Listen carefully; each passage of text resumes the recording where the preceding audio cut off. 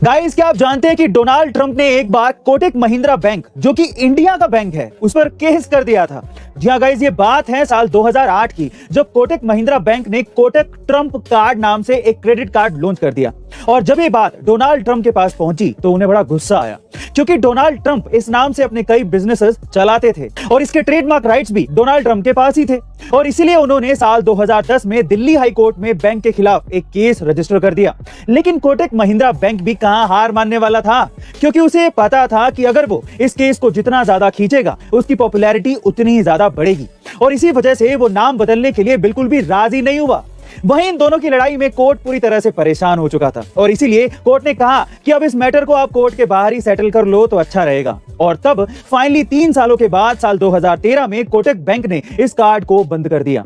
Guys, भले ही Donald Trump इस लड़ाई को जीत गए हों, लेकिन कोटक महिंद्रा बैंक को इस कंट्रोवर्सी के बाद बहुत ज्यादा फायदा मिला और वो बहुत ही ज्यादा पॉपुलर हो गया। गाइस, इसे कहते हैं रियल बिजनेस। दोस्तों, अक्सर आपने स्टार्टअप और बड़ी बड़ी बिजनेस कंपनियों को वैल्यूएशन में आगे बढ़ते हुए देखा होगा, लेकिन गाइस हाल ही में एक कंपनी ऐसी भी है जिसकी वैल्यूएशन करीब 21,000 करोड़ से 100 करोड़ रुपए पर पहुंच गई। जी हाँ गाइस, आप ठीक सुन रहे हैं, ये कंपनी कोई और नहीं, पेटीएम की सब्सिडरी कंपनी पेटीएम मॉल है।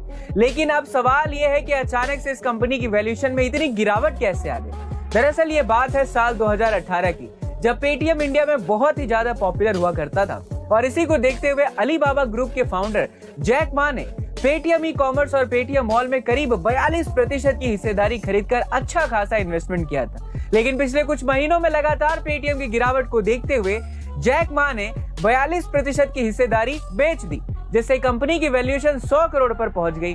दोस्तों, वक्त की नजाकत को देखिए, जो कल अर्श पे था वो आज फर्श पर है।